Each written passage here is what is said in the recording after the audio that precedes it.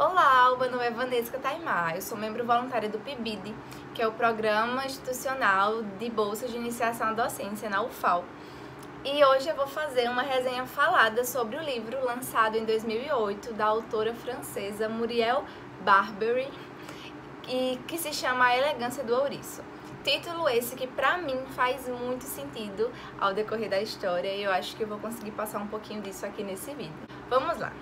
A Elegância do Ouriço é um livro dividido em 5 partes. E essas partes, elas marcam basicamente um momento de vida dos personagens, que uma hora vão se entrelaçando e isso se dá bem marcadinho nas partes. Cada parte representa um momento da vida dos personagens. Ele tem 84 capítulos, e aí você olha e diz, minha filha é uma bíblia. Não, calma. Essa é outra característica do livro. É um livro com capítulos bem curtos, alguns capítulos têm só uma página. Por que então a autora dividiu tantos capítulos, tantas partes e capítulos tão curtos, se ela podia fazer capítulos maiores? Então, a dinâmica do livro é a seguinte: existem duas personagens principais. A chamada René Mitchell, que é a concierge do prédio que se passa o livro, que é um prédio de Paris, de elite, onde só pessoas ricas moram. Ela é a concierge desse prédio. E a Paloma, que é uma moradora do prédio, uma adolescente de 12 anos. E esses capítulos, cada capítulo é a voz de uma delas. Às vezes é a René que escreve, às vezes é a Paloma. E isso faz com que os capítulos fiquem curtos, porque às vezes é só um pensamento, só um devaneio da Paloma ou só uma observação da René. Então, basicamente é assim que se dá durante todo o livro.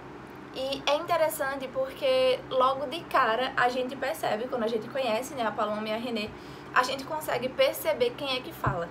Porque o jeito que elas escrevem é muito diferente e bem característico das duas. Então, no início do capítulo não tem o capítulo de Paloma, não. Mas a gente consegue perceber quando é ela que está falando. E o que é que acontece, né? O que é que tanto elas falam? Bom, René é a concierge que faz questão de viver o estereótipo de o que é uma concierge. Uma mulher ranzinza, uma mulher quase chata, quase grossa, infeliz, que não tem nada de bom na sua vida. Mas é uma pessoa que esconde muitos segredos. René, na verdade, é uma mulher incrível, muito inteligente e extremamente intelectual. Lê de literatura, filosofia, a psicanálise. Inclusive, no início do livro, ela fala muito algumas teorias para explicar algumas coisas. E a gente até aprende muito com ela. Ela vai jogando algumas teorias, enfim. É muito interessante conviver um pouquinho com a René durante esse livro. E quem é Paloma?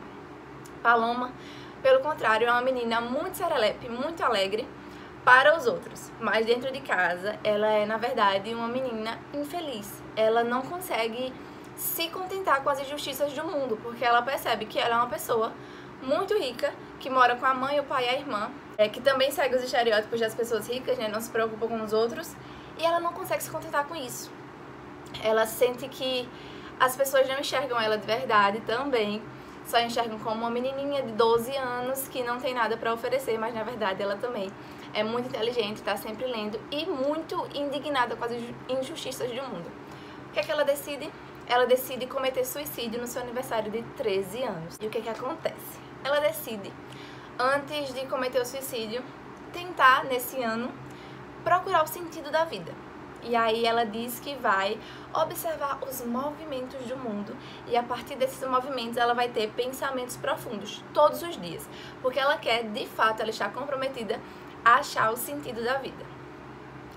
E aí, logo no início, na sinopse do livro, a gente sabe que elas vão se encontrar em um determinado momento do livro, mas a gente não sabe quando. E aí eu mesmo passei a leitura inteira pensando assim nesse momento como elas iriam se encontrar, porque é muito improvável que a concierge do prédio se encontre com a menina de 12 anos, moradora, riquinha, e como elas vão se conectar. Então a gente fica ansiosa por esse momento durante todo o livro. Aí a Paloma, em determinado momento, percebe que ter um pensamento profundo a partir do movimento do mundo que ela vai observar é muita coisa para o diário só. E aí ela decide dividir o seu diário em diário de movimento do mundo. Ela vai descrever alguns movimentos que ela percebe, desde do pouso de uma borboleta numa xícara de café até um gol de um futebol que ela assistiu na televisão. E outro diário para os pensamentos profundos.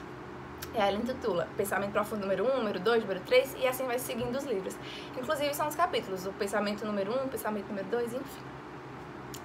E elas seguem a vida delas conversando com o leitor, escrevendo, até que chega um hóspede inusitado no prédio. Um chinês chamado Ozu. Ozu chega e muda completamente as estruturas daquele prédio. Ele chega já muito notado. Todo mundo se apaixona por ele, porque ele é um senhor muito gentil, muito legal. Até que ele está passando no momento e aí ele vê a senhora Mitchell chamando seu gato por Leon. Leon tem um motivo para o gato dela se chamar Leon. É o nome de um personagem de um filme muito famoso. E aí ele pega a referência e pensa, essa mulher tem muita coisa escondida. Eu acho que ela não é quem ela mostra ser. Eu acho, na verdade, que ela é uma mulher muito inteligente. Eu acho que ela tem, na verdade, a elegância do ouriço, que é uma elegância escondida que você tem que abrir realmente pra achar. E aí ele coloca isso na cabeça. Até que, num dia que ele está pegando o elevador, ele pega o elevador com a Paloma. E a Paloma é uma menina que tem muito interesse na cultura chinesa. Inclusive, ela estava estudando o idioma. E ela começa a conversar com o Ozu. Até que ele lança a sua teoria pra ela. Você não acha que a senhorita Mitchell, ela tem algo que ela não mostra? E aí a Paloma, nunca pensei. Eu acho que sim, talvez, pode ser, enfim. Inclusive ela fala que uma vez a encontrou numa biblioteca e até achou estranho. O que é que um concierge estaria fazendo na biblioteca? Mas deixou pra lá. E aí depois de ouvir a teoria do Ozu, ela decide investigar. E aí ela começa a descer algumas vezes pra falar com a senhorita Mitchell, enfim. Até que elas se encontram. O Ozu se aproxima da senhorita Mitchell, descobre que na verdade sim, ela é uma intelectual, ela é uma mulher incrível que se esconde atrás do estereótipo dela. E ela, ao mesmo tempo que ele encontra ela, esse movimento que ele faz de enxergar o que ela sempre tentou esconder, ela se encontra. E ela percebe que, na verdade, viver escondida foi um mecanismo de defesa que ela viveu a vida inteira para não estar de cara realmente com quem ela é. E aí ela se enxerga depois que ele a enxerga. E aí essa, pra mim, é uma das maiores lições do livro. Muitas vezes a gente se esconde de nós mesmos. A gente acha que está se escondendo dos outros, mas na verdade a gente está se escondendo de nós mesmos. E aí ela se acha e se encontra com a sua verdadeira essência. E quem ela realmente sempre quis ser. E aí, eu contei basicamente todo o livro, mas ainda não acabou, tem surpresas ao decorrer da história. É uma história que vale muito a pena ser lida, muito incrível, muito tocante. E a Muriel escreve de uma forma muito leve, muito descontraída. É um livro de 352 páginas, apesar de ter 84 capítulos. É um livro muito gostoso de ler, muito leve. E aí eu encerro com a citação da Paloma, no seu último pensamento profundo, onde ela encontra o sentido da vida ou não encontra, se valeu a pena todos esses diários de movimento do mundo, todos esses pensamentos profundos, que inclusive fazem com que a gente pense profundo com ela, com que a gente perceba os movimentos do mundo que ela percebe e reflita também sobre a vida, querendo ou não. E aí ela encerra o livro falando assim, a Paloma: afinal, talvez seja isso a vida. Muito desespero, mas também alguns momentos de beleza em que o tempo não é mais o mesmo. E aí, talvez isso seja a vida, né? Momentos de desespero e também alguns momentos de beleza. E essa é a maior lição que me deixou esse livro. E é por isso que eu acho que vale muito a pena ser lido. É isso, tchau, tchau e até a próxima!